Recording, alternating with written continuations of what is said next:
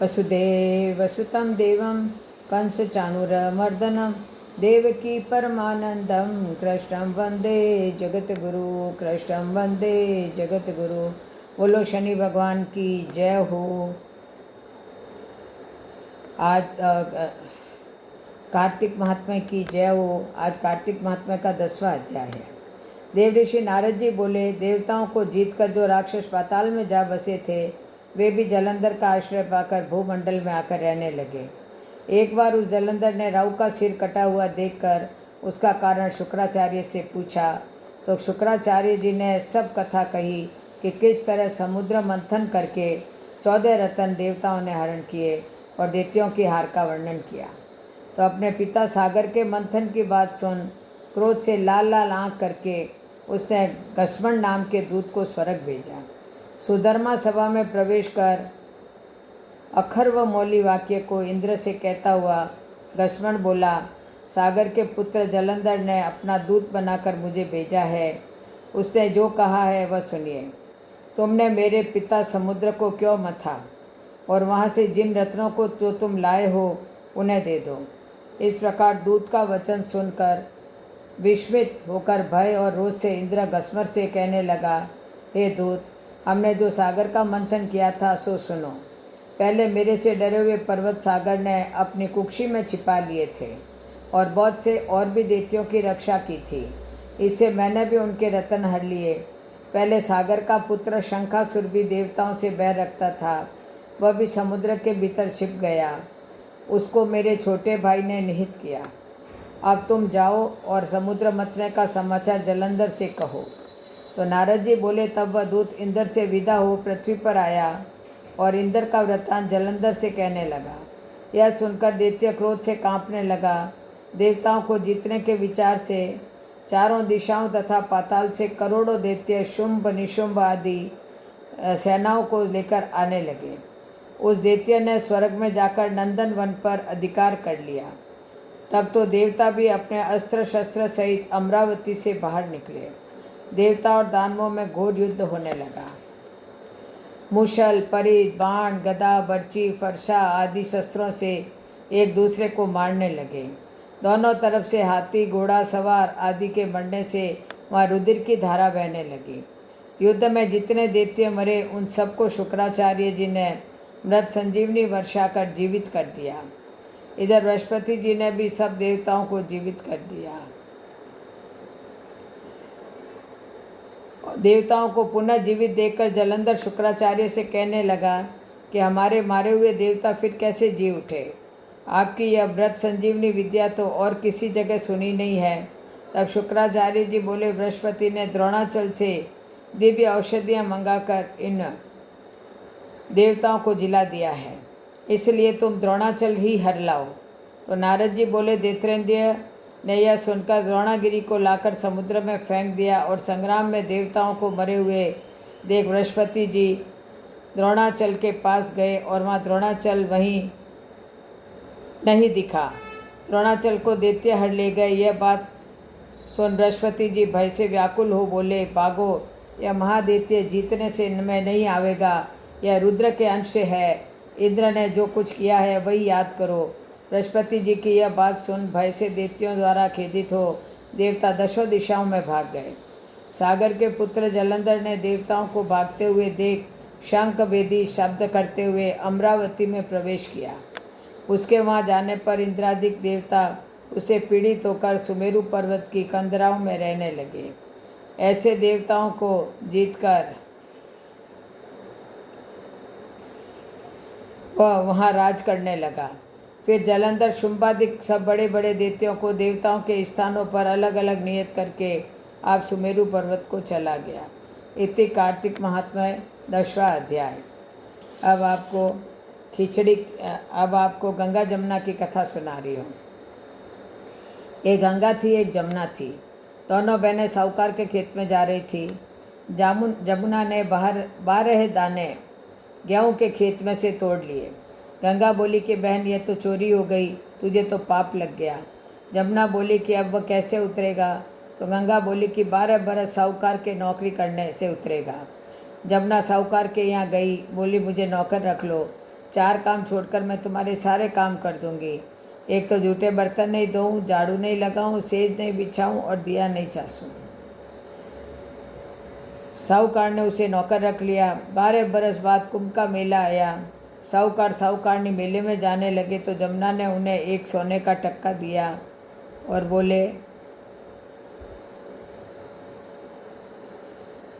बोली कि वह मेरी बहन गंगा है, उसको यह टक्का दे देना। कह देना कि बहन जमुना ने भेजा है, तो वह हाथ पसार कर गौरी गौरी बाहों में हरी हरी चूड़ियाँ पहन लेगी। वह लोग वहाँ जाकर सोने का टक्का देने लगे तो गंगा ने हरी हरी चूड़ियाँ, गोरी गोरी बइयाँ हाथ पसार कर टक्का लिया और बोली, मेरी बहन जमुना से कह देना कि अब तेरे 12 वर्ष पूरे हो गए हैं, अब आ जाएगी। साहूकार साहूकारनी घर आए। जमुना से बोले कि तेरी बहन बोली है कि तेरे 12 वर्ष पूरे हो गए हैं, तू आ जा। यह सुनते ही जमुना सहस्त्रधारा होकर बहने लगी। साहूकार साहूकारनी को जब यह पता लगा कि जमुना माता हमारे सारे काम करती थी तो मुंदे माथे पड़ गए और सोचने लगे कि हमारा पाप कैसे उतरेगा। उधर जमुना गंगा के पास गई तो गंगा ने पूछा कि तू साहूकार साहूकारनी को धीरज बंधा कर आई है या नहीं। तो जमुना बोली कि मैंने तो कुछ भी नहीं कहा। गंगा बोली कि उनको धीरज बंधा कर आ, नहीं तो उनको संतोष कैसे होगा। तो जमुना दोनों के सपने में आई, बोली कि तुम उदास क्यों हो। वह बोले कि हमने तुम्हारे से ऊंचा नीचा सब काम कराया, अब हमारा पाप कैसे उतरेगा। तो जमुना बोली कि तुम्हारे कोई पाप नहीं लगा, मैं तो अपना पाप उतारने आई थी। तुम्हारे खेत में से 12 दाने गेहूँ के तोड़ लिए थे, इसलिए मुझे दोष लग गया था। तुम्हारे यहाँ 12 साल काम करने से उतरा है। तुम उठो, तुम्हारे कोई दोष नहीं लगा। तुम्हारे खूब धन लक्ष्मी हो जाएगी और तुम्हारी मुक्ति हो जाएगी। हे जमुना माता, जैसी मुक्ति साहूकार साहूकारनी को दी वैसी सबको देना, हमें भी देना, सारे परिवार को देना। बोलो गंगा जमुना की जय हो। अब आपको शनिवार की कथा सुना रही हूँ। एक ब्राह्मण पूजा पाठ करने जा रहा था। उसे रास्ते में शनिश्चर भगवान महाराज मिले। ब्राह्मण बोला, शनि महाराज कहाँ जा रहे हो। शनिश्चर बोला, राजा के लगने जा रहा हूँ। ब्राह्मण बोला, राजा के लगेगा तो सारी प्रजा दुखी होगी, इसलिए मेरे लग जा। शनिश्चर बोला, कितने साल का लगूं। ब्राह्मण बोला, 7 साल नहीं, 5 साल नहीं, 2.5 साल नहीं, 1.25 साल नहीं, 1.25 पैर लगो। ब्राह्मण नदी के किनारे जाकर बैठ गया और आसन बिछाकर पाठ करने लगा।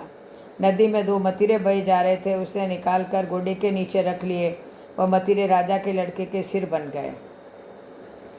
अब उसके पास शनि आया और बोला कि ब्राह्मण राजा के लड़के के सर काट कर रखे हैं। तो ब्राह्मण ने कहा, किसी से मत कहना, मेरे को शनि की दशा लग रही है। शनि ने 1 से कही, 2 से कही, सारी नगरी में फैल गई। राजा बोला, ब्राह्मण को सूली पर चढ़ा दो। सभी तैयारियां की गई। इतने देर में उसका 1.25 पैर पूरा हो गया। राजा के लड़के खेलते खेलते घर आ गए। अब रानी बोली, महाराज ब्राह्मण को सूली पर चढ़ा दिया होगा, जाकर देखो तो सही, नहीं तो अपना पाप कैसे उतरेगा। राजा ने जाकर देखा तो ब्राह्मण को सूली चढ़ाने ही वाले थे। राजा ने पूछा, ब्राह्मण ये सब क्या था। ब्राह्मण बोला, मैं तो कुछ भी नहीं जानता था, मैं तो पाठ करने जा रहा था, रास्ते में शनिश्चर भगवान मिले। मैं बोला, महाराज कहाँ जा रहे हो। तो वह बोले कि राजा के लगने जा रहा हूँ। मैं बोला, राजा के लगोगे तो सारी प्रजा दुखी होगी, इसलिए मेरे लग जाओ। शनिश्चर जी बोले, कितने साल का लगूँ। तो मैंने 1.25 पैर का कहा। अब 1.25 पैर में मेरे को शनि ने ऐसे रंग दिखाए हैं। राजा कहने लगा, इसकी दशा कैसे उतरती है। तो ब्राह्मण ने कहा, राजा सोने चांदी का दान, तांबे का दान, लोहे का दान, पीतल का दान करें। राजा ने कहा, साहूकार तो कर देगा, गरीब कैसे करें। तो ब्राह्मण बोला, तेल की पल्ली, गुड़ की डली डाकोत को दे दें, 7 बार पीपल में जल चढ़ा दें और कह दें, शनि देव का सोटा कभी न आवे टोटा। शनि देव जी की घड़ी घड़ी ले 70 बला टली। 7 बार पीपल में जल चढ़ा दें और सारी बला टल जाएगी। बोलो शनि भगवान की जय हो। अब आपको गणेश जी की कथा सुना रही हूँ। गणेश जी महाराज की कथा।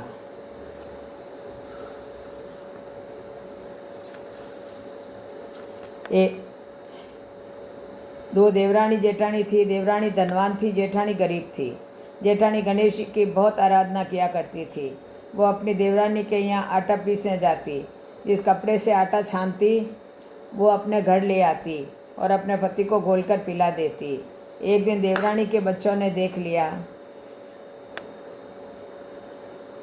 और अपनी माँ से बोला कि माँ, ताई अपने आटा छानने का कपड़ा ले जाकर ताऊ जी को घोलकर पिलाती है।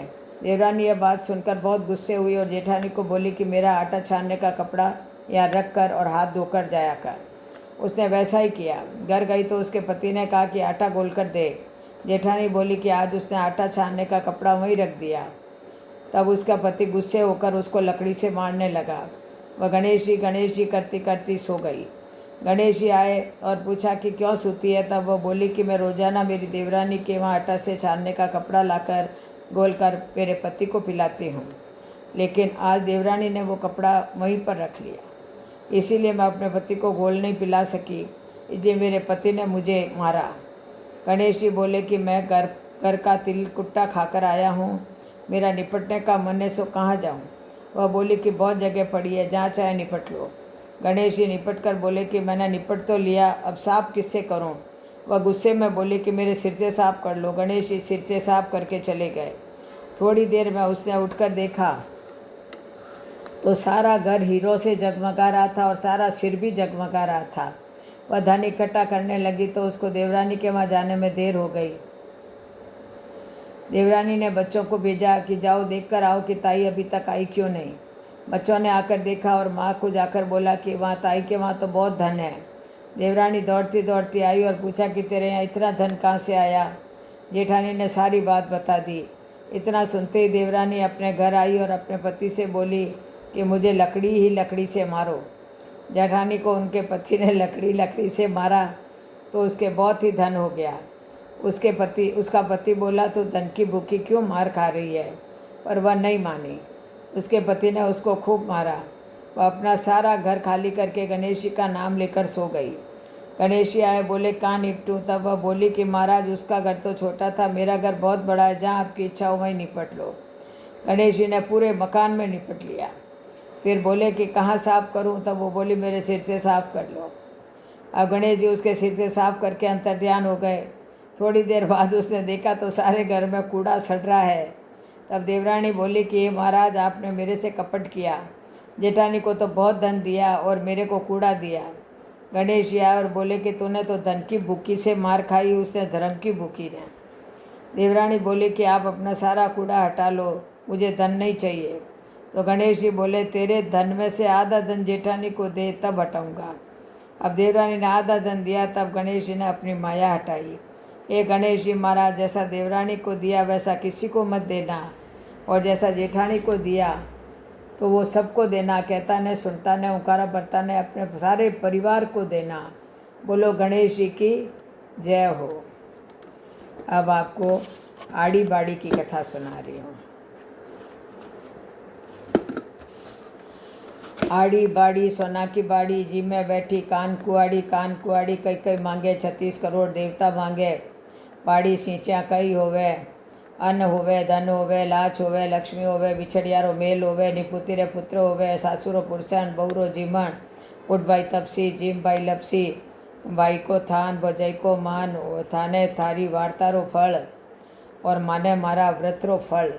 बोलो आड़ी बाड़ी की जय हो, शनि भगवान की जय हो, राई दामोदर भगवान की जय हो। जय जय श्री राधे, जय जय श्री कृष्ण, जय जय श्री राधे।